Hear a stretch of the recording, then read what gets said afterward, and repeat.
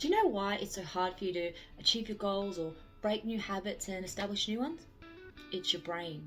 Your amazing, complex brain. It's so capable of incredible things, and yet it's also a lying shit that fights you tooth and nail to not get you to go where you want to go. If you want to break the cycle of battling with your own head, then stay tuned, because today we're going to dive into uncovering the truth behind how and why your worst enemy is the sneaky mush inside your head. And we'll unpack some tactics that you can start implementing today to challenge those nasty negative thought volumes that are mining the joy out of your brain.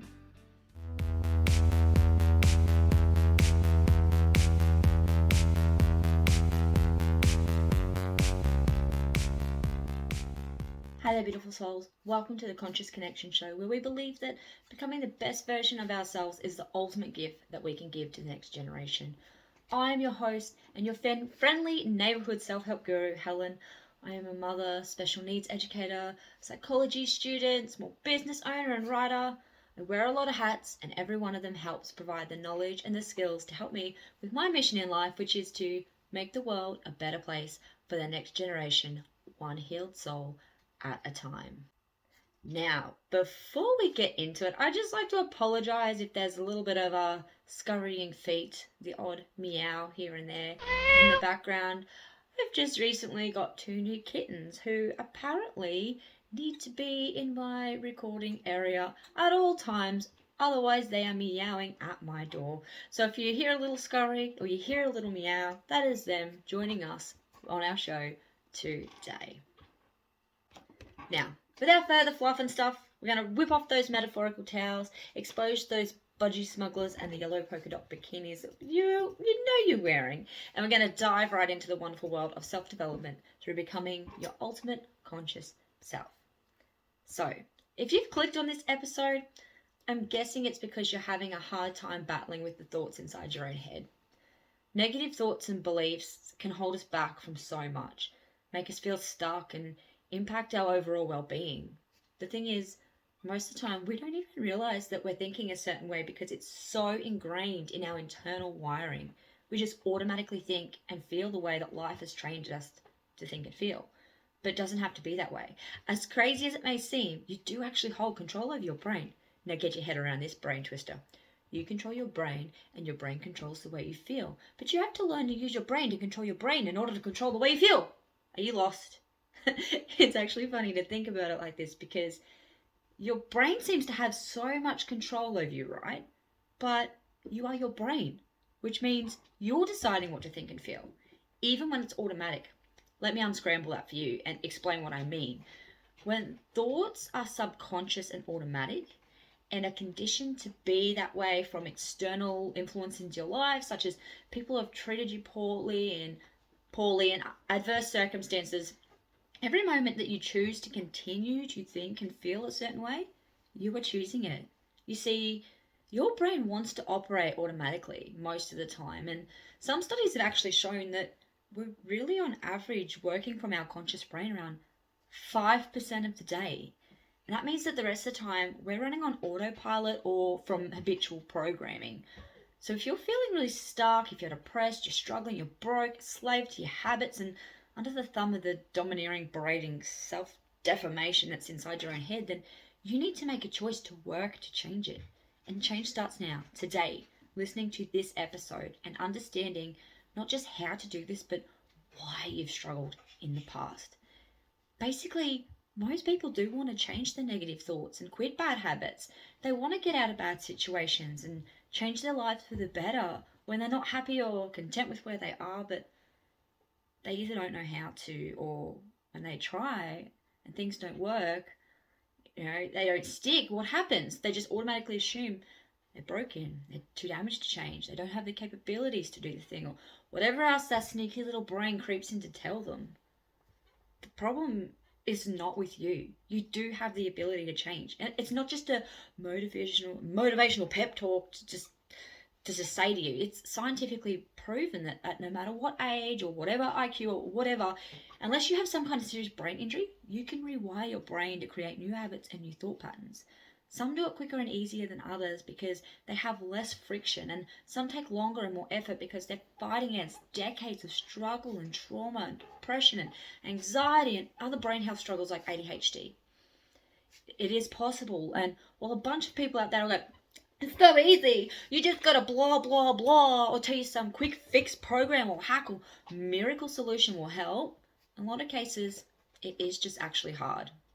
But why is it hard? Why can't it just be easy? Well, trying to change means challenging your current circumstances, stepping out of your comfort zone and pushing through that discomfort and struggle until your brain rewires itself for the new circumstances and habits to replace the old patterns and become your new normal. But your brain doesn't want you outside your comfort zone. Your brain doesn't want you to do the hard stuff or the uncomfortable stuff because it's not designed for that. Primitively, it's designed to make you function and keep you safe. It's trying to protect you from things. When you're trying to step outside of your comfort zone, but you're afraid, your brain goes, oh, this doesn't feel good. There's something to worry about here. Okay, we're worried, we're scared, we need to be safe. So it floods you with hormones and your nervous system goes into action to protect you. You feel that uncomfortable resistance in your body and it's not good, so you don't do it. Fear, sadness, anxiety, it's all there to keep you safe. The thing is though, when you give into this, it solidifies your need to shy away from what's scary and uncomfortable and hard, and in doing so, it makes life even tougher for you, and you stay stuck. Your brain is also very good at lying to you about so much, and today that's what our focus is on. Psychologists call this phenomenon cognitive distortions, and cognitive distortions, as the name so clearly suggests, is when your thoughts and beliefs are distorted by assumptions that do not always have a lot of validation in reality, and in most cases, none at all. It's a biased way of thinking, and it's often the reason behind your negative emotions and behaviours. For example, we might engage in all or nothing thinking, where we view situations in black and white terms with no grey area in the middle, or catastrophizing, where we expect the worst possible outcome. But by recognizing and challenging these distortions, we can develop a more balanced and realistic perspective. It improves our mental well-being and it helps us take control of how we think and feel. Now, there are a lot of types of cognitive distortions, such as, get ready, overgeneralization, emotional reasoning, labeling, catastrophizing, personalization, jumping to conclusions, all or nothing thinking, mental filters, should statements, control fallacies, discounting the positive, mind reading, fallacy of change, always being right, polarized thinking, blaming, and so much more. There's like 24 of them, and I'm not going to cover them all today because we'll be here forever. We're just going to look at some of the most common ones that people struggle with, and these are actually ones that I struggle with a lot too. So let's start with the art of catastrophizing. And this is something that most people are actually prone to, especially those with anxiety. Catastrophizing is where an individual just assumes the worst possible outcome will happen without any rational basis.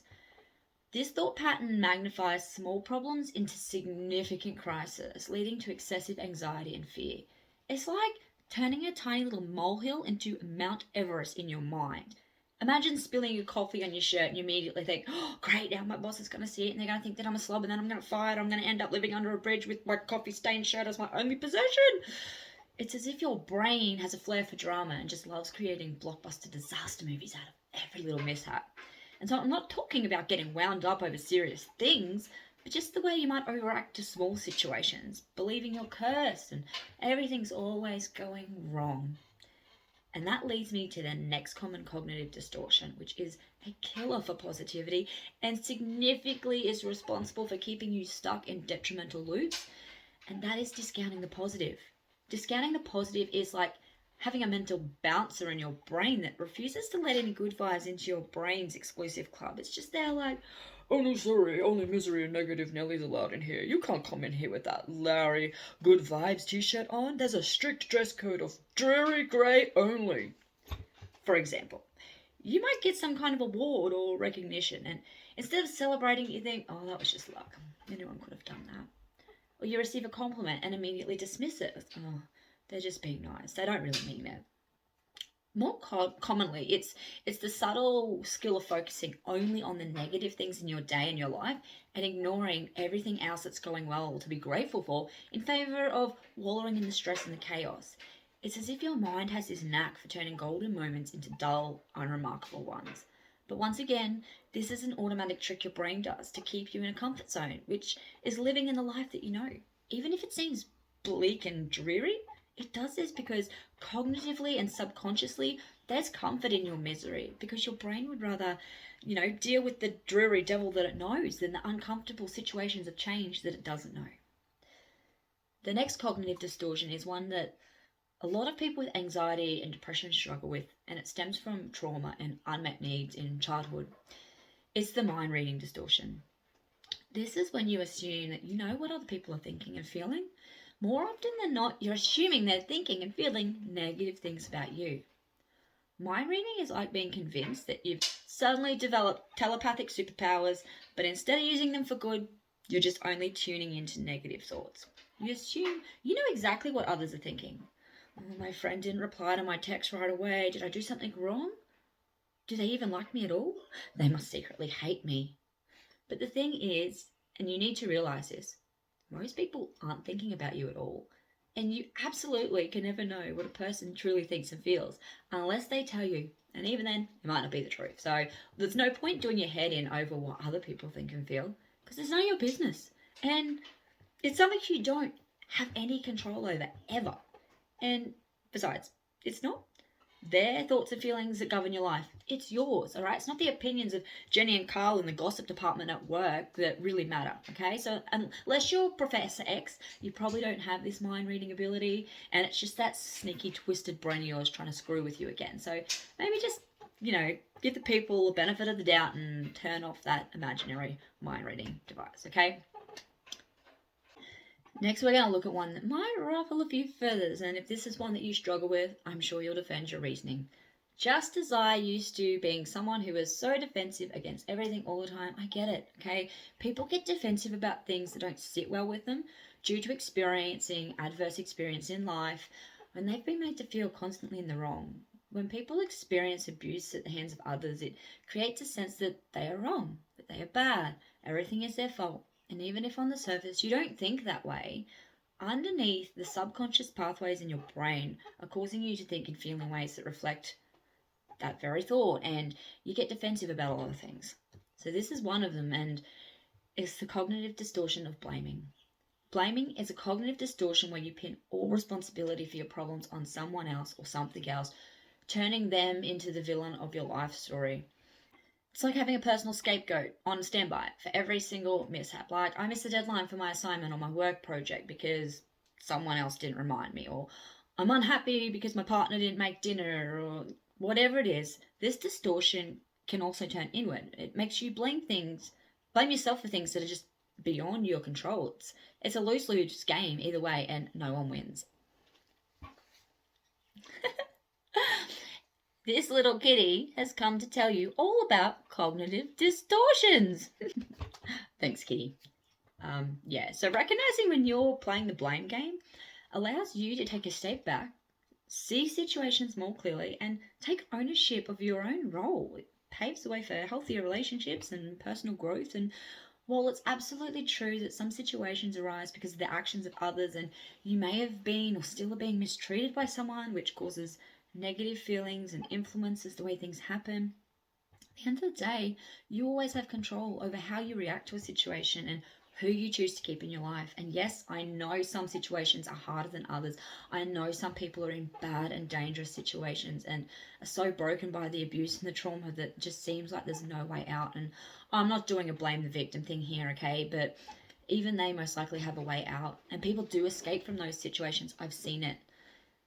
But the tricky things aside, if you're with someone who's verbally abusive or cheats on you or doesn't support you and your kids, or you've got a family member or a friend who's always rude to you and takes advantage of your kindness, just drains your energy or whatever else it is, you can make a choice to leave. Yes, it might be hard, and yes, there may be setbacks, but you either make a choice to leave or you keep blaming them for all the struggles. Okay, but let's look at it from another angle too, because blaming cognitive distortion, it isn't just about the big things. It's about all the little things too. Like, imagine it like this. every single time something goes wrong, your brain just instantly conjures up a courtroom scene where you're the prosecutor, everyone else is on trial, the jury completely biased in your favor, of course, okay? But here's the plot twist. Sometimes you're not just the prosecutor, but also the defendant, taking the stand to blame yourself for the world's woes. Like, the weather's bad today, I forgot to water the plants, or, this is common in people who have suffered abuse and trauma, and they constantly blame themselves for things that just always go wrong. So whether you're blaming yourself or everyone and everything else, by turning every situation into a blame fest, you end up exhausting yourself and everyone around you. And it's probably one of the most detrimental cognitive distortions, because you're relinquishing full control of your life to others and automatic negative thoughts. So, yeah, that's a bit of a sensitive one, but let's touch on one more before we dive into how we can challenge these negative thought distortions, like the thought ninja warriors that we are, and blast them clear out of our heads. Because let's face it, who wants grumpy, surly freeloaders that don't bring any fun to the party, cramping up our mental style, right? So the last one is all or nothing thinking. This is where you're probably dealing with an extreme case of perfectionism in everything that you do. You either do extremely well, make sure everything is perfect, and if it isn't, it's a complete failure. It's a write-off. You don't accept indiscrepancies or mistakes. If anything goes wrong at all, it's no good, and you're writing it off as a total shit show. This can impact so many areas of your life, but it especially impacts your ability to change your thoughts, cultivate new habits, and implement new strategies to align with becoming the person that you want to be in achieving your goals. This is probably one of the biggest things holding you back from achieving your goals, because you're not allowing for mistakes and setbacks and imperfect action. And these are the actual foundation of true transformational change. People who have this all or nothing mindset, who seek perfectionism in everything, are really struggling with a lack of confidence. Confidence is something that you develop through taking action and learning. And look, as much as we like to think some people are just naturally talented and confident because they make the thing they're winning at look easy, the truth is they didn't know jack shit about it at some point. They were not good at all. They learned, they failed, they slipped, they fell, they got back up, and they tried again through doing it a slightly different way or persisting despite the mistakes, and they got better and better. They didn't worry about being perfect. They just did it. The all or nothing distortion will forever hold you back from doing what you need to do and making true change happen in your mind and in your life. If you're trying to combat negative thoughts, but you still find yourself struggling, then you go, well, I didn't fix this right away, so this is useless. I'm just a failure. You might be trying to implement meditation into your daily routine to help you calm your nervous system and regulate your emotions, but after a few days or a week, the meditation thing just isn't working because it's still snapping at your kids or your partner or that jerk that cut you off in traffic. I guess meditation is just useless. I can't do it because I can't seem to make it work right now. There are so many ways that our brain is just lying to us and trying to hold us back. Like I said, it's designed to do that because primitively we're wired to protect ourselves from danger in a world that no longer exists. We don't have to hide from lions and bears and be aware of danger around every corner anymore, but the brain recognizes any form of discomfort as something to be wary of. The thing is, our primitive brain, the amygdala, it's automatic and it kicks in to protect us, while the executive function part, the prefrontal cortex, is not automatic. We need to force it, to push it through that discomfort. We need to work towards becoming conscious of our unconscious thoughts, to change them and rewire our brain. We do this through challenging the current thought system and flipping it on its primitive little head. So, how do we do that? First of all, we practice catching our thoughts. Every time you realize that you're having a negative thought, you need to take a moment to look at it as if it's some interesting alien rock that you found on the sidewalk. Like, hey, what are you even doing here? What's your purpose? Are you helping me or are you hindering me? Take your thought, chuck it into your mental courtroom, and put that bitch on trial. Is it true? The thought you just had, that you're not capable of change because you're too damaged, you're too old, it's too late for you, whatever it is you're telling yourself right now, is it really true? Well, I just spent this whole time explaining to you why it's not, for one. And if you take the time to replace your doom scrolling with research on the functioning of the brain, listen to some psychologists and brain experts or other people who threw their negative thoughts in the ring, went toe-to-toe for a few rounds and knocked them clean out to become reigning thought boxing champion of the world, you might start to realize that you are capable. That thought you got? Rubbish. Now flip it. What if the opposite is true? What if I am capable? How would I feel if I was capable and confident? How would I feel to achieve the things that I want to do versus how I feel thinking I can't, versus how I feel now being stuck? This part's the hardest because your brain's wired a certain way and trying to challenge it feels like a lie. This is called cognitive dissonance, and cognitive dissonance is the mental discomfort that arises when you hold two conflicting beliefs, attitudes, or values at the same time. For example, you might know that you want to change your habits because your mental health is suffering because of them, but you're so used to living this way and you think you can't change. So you might feel uneasy because your actions contradict your beliefs. This inner conflict often leads people to try to reduce that discomfort by changing their beliefs to justify their behavior or downplaying the importance of the conflicting beliefs, as opposed to actually challenging their beliefs and changing their actions to align with their inner beliefs. People often think that by changing the way you think, you can change the way you act, but that's not actually true. People more often than not, they act counterwise to how they think. And this is why people say they want to change. They want to quit drinking or smoking or cheating. They want to start that business or change the career or buy the pet unicorn, whatever it is that they say they want to do, but they never take action to do it. Actions speak louder than words, right? That is because people may internally feel a certain way, but they don't take action to align with it. There is significant research on this subject that shows that changing your thoughts alone does not change your actions. This is why when I talk about changing your thoughts and your mindset, it's always combined with instructions on taking action to align with the new thoughts. Because once you take action, the thoughts begin to change. So flip those negative thoughts. Ask yourself, what if the opposite is true? How would I feel if it was? And then take action to align with that new thought, not the negative one. So say you've got that mind reading thing going on where you think everyone in the lunchroom at work secretly hates you, so you avoid sitting with them or talking to everyone. But you walk in there tomorrow, flip that thought and you realise you have no idea what everyone else is thinking. You've got no proof other than that pesky thought in your head based on your own cognitive distortions and lack of self-confidence. So actually, yes, they do all like you and they're not thinking about you at all. So you take action on this. You go and sit with one of your co-workers and you strike up a conversation. And this isn't just a fictional scenario either. I recently started working with a lady who reached out to me to coach her. And I won't mention her name, but she did give me permission to share this little story in this episode. And she had that very same problem. And she has this extreme anxiety. And one of her biggest issues is self-confidence and the illusion that she's a mind reader and knows what everyone else is thinking, that they will hate her and she thinks she's awkward and whatever. I talked her through all of this and I suggested this very thing. And I know this works because I've battled through my own self-limiting distortions and discomfort around the same thing.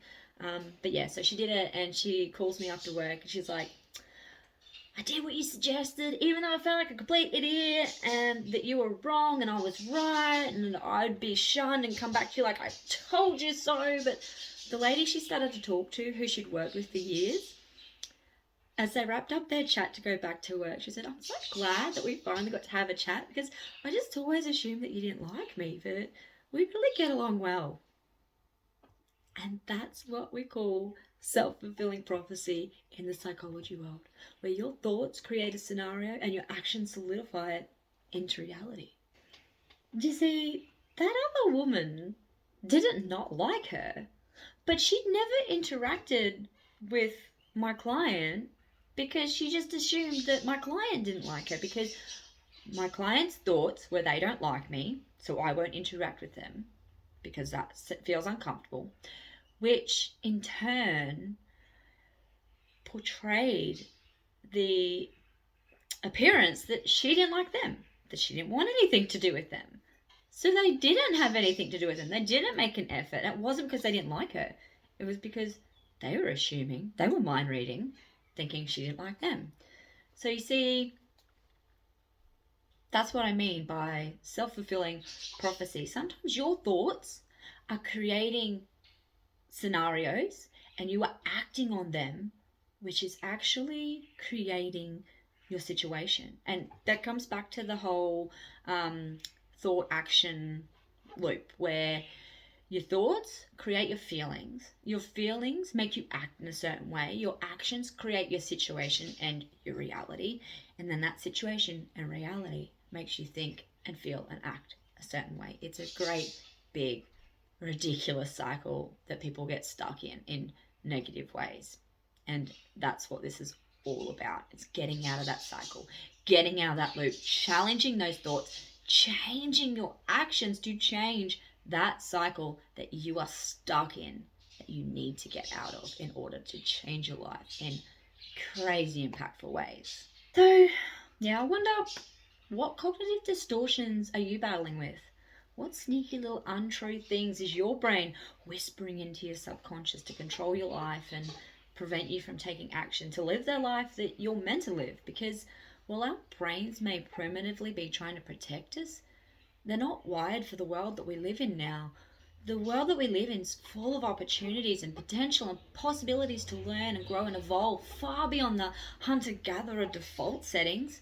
That's scary to our brains, especially the ones that are programmed deeply in fear and stress and depression. So next time that you're struggling with negative thoughts and limiting beliefs, start to question it, flip it, take action. And through repeated practice, you will eventually rewire your brain and reprogram your thoughts to do whatever it is that you need to do to achieve your goals and change your life. The thing is, only you can make that choice. Only you can make the change. I share these things because I want people to have the knowledge and the understanding that it's possible. I want people to see that there are psychological and biological reasons as to why they are the way they are, but that those things can also be changed through persistence, patience, and praise for themselves and their efforts. And that's the 3P formula for goal success, by the way, which you can listen to in episode 1, and I'll link that in the show notes below. But before we go, I just also like to recommend that you check out my new book, which is all about rewiring your mindset and taking action to change your life in only 3 months. And it's 3 months because that's the average time it takes to rewire your ways of thinking and implement new habits. And yeah, this is it here. 90 Days to Success Mindset Edition, from survival and stress to thriving in awesomeness. It's not the same old boring stuff either in all the other books. It's witty and fun like me, and I made it quick and to the point, but it's still jam-packed full of amazing content based on experience and psychological concepts in a step-by-step format that helps you shift your mindset in 90 days and take action. It comes with a free PDF workbook to help you implement the steps in concrete fashion. Oh, there's my tongue twister for the episode.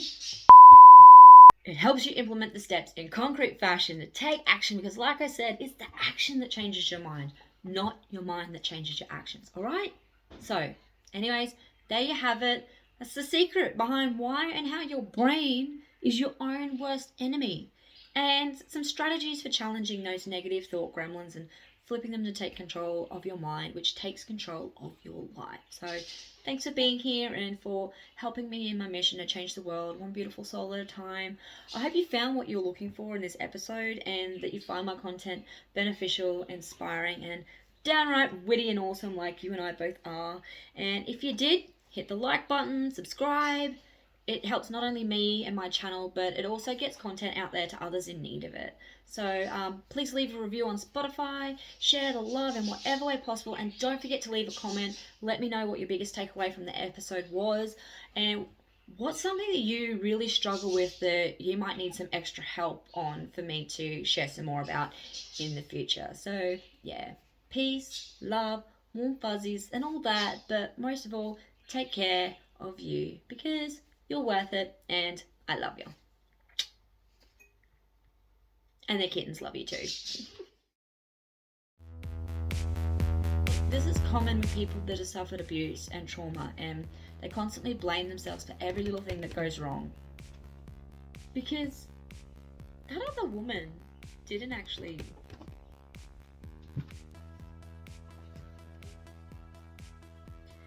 This is a blooper of the kitten that keeps messing with the camera and getting in the way because she wants to be a psychologist when she grows up. And she's so fluffy and she wants to be a famous YouTube kitty. And she's also a menace. Lucky she's cute.